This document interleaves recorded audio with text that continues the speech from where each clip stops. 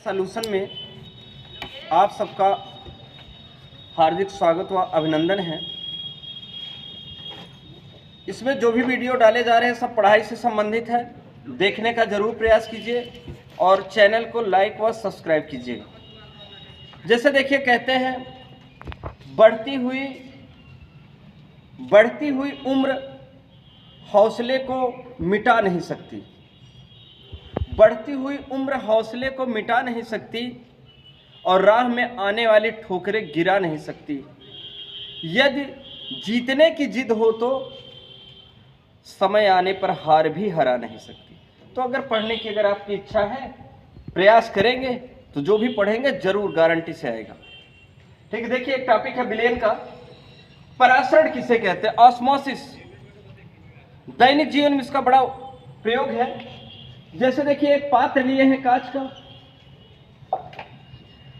और इसके मध्य में अर्धपारगम्य झिल्ली लगाए हैं, सेमी परमिएबल मेम्ब्रेन। इसके मध्य में अर्धपारगम्य झिल्ली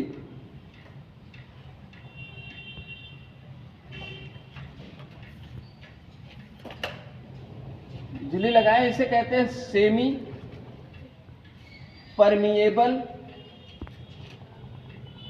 मेम्ब्रेन।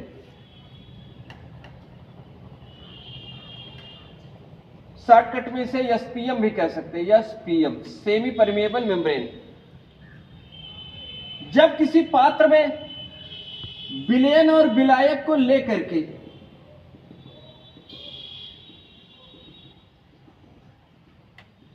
जैसे एक तरफ विलेन लेते हैं सॉल्यूशन और दूसरी तरफ अर्धपारगम झिल्ली के दूसरी तरफ विलायक लेते हैं, विलायक सॉल्वेंट। विलेन है तो ये सॉल्यूशन है और दूसरी तरफ क्या है? विलायक। जब किसी पात्र में विलेन और विलायक को अर्धपारगम्य झिल्ली द्वारा पृथक रखते हैं, अलग अलग रखा जाता है, तो विलायक के अणु अर्धपारगम्य झिल्ली में से होकर के विलेन की ओर स्वतः गत करने लगते हैं। तो विलायक का अणु अर्धपारगम झिल्ली में से होकर के विलेन की ओर स्वतः गत करने लगते हैं। इस क्रिया को परासरण कहते हैं। एकदम चित्र से याद हो जाएगा, केवल चित्र पर ध्यान दीजिए, तुरंत याद हो जाएगा।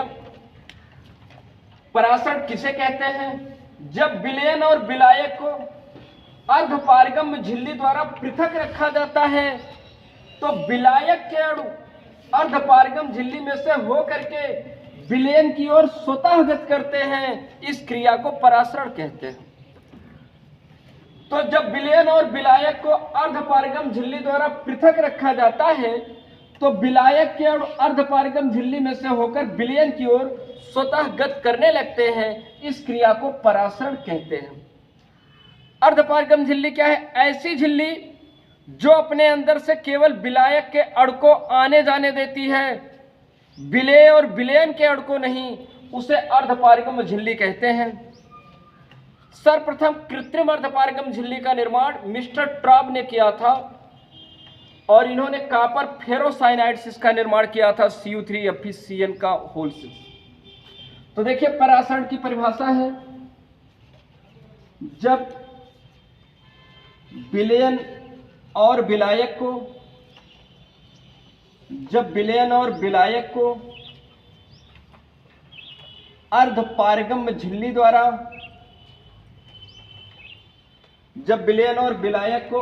अर्धपारगम्य झिल्ली द्वारा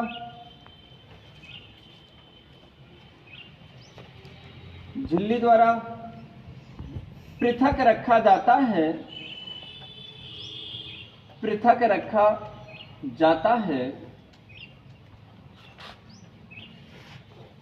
तो विलायक के अणु अर्धपारगम्य झिल्ली में से होकर के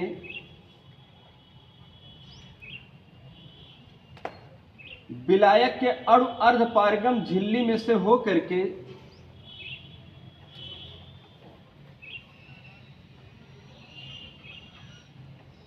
तो विलायक के अणु अर्धपारगम झिल्ली में से होकर के विलयन की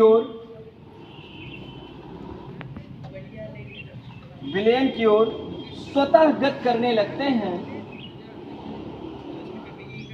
स्वतः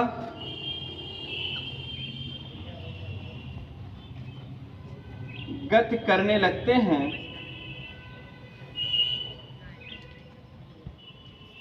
इस क्रिया को परासरण कहते हैं। इस क्रिया को परासरण कहते हैं। चित्र से ही स्पष्ट है, ध्यान दीजिए।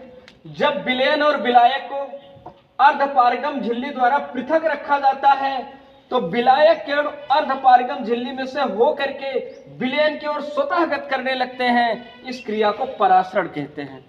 एकदम चित्र से पढ़े तुरंत याद हो जाएगा। इसी को इंग्लिश में क्या कहते हैं, इसकी इंग्लिश परिभाषा ध्यान दीजिए। The spontaneous flow of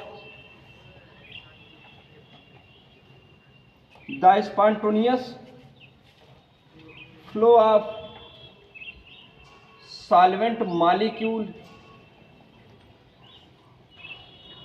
the spontaneous flow of solvent molecules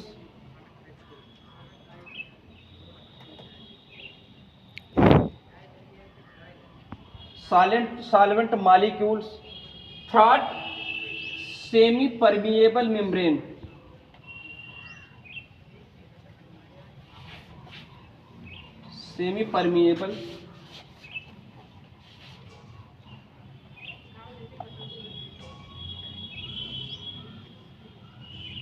membrane to solution is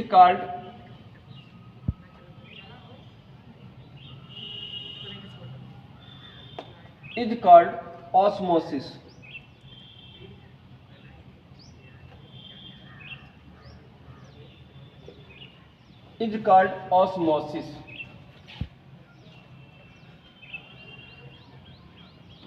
देखिए, जो हिंदी में लिखा गया वही इंग्लिश में कन्वर्ट किया गया है। The spontaneous flow of, spontaneous मतलब स्वतः, the spontaneous flow of solvent molecule मतलब विलायक के अणु थ्रॉट सेमी परमेबल मेम्ब्रेन किससे होकर के, अर्धपारगम झिल्ली में से होकर के गत करते हैं किसकी तरफ, सॉल्यूशन की तरफ। इस क्रिया को ही ऑस्मोसिस कहते हैं। तो जब विलयन और विलायक को अर्धपारगम झिल्ली द्वारा पृथक रखा जाता है तो विलायक के और अर्धपारगम झिल्ली में से होकर विलयन की ओर स्वतः गत करते हैं। इस क्रिया को परासरण कहते हैं। The spontaneous flow of solvent molecule through semi permeable membrane to solution is called osmosis. ठीक।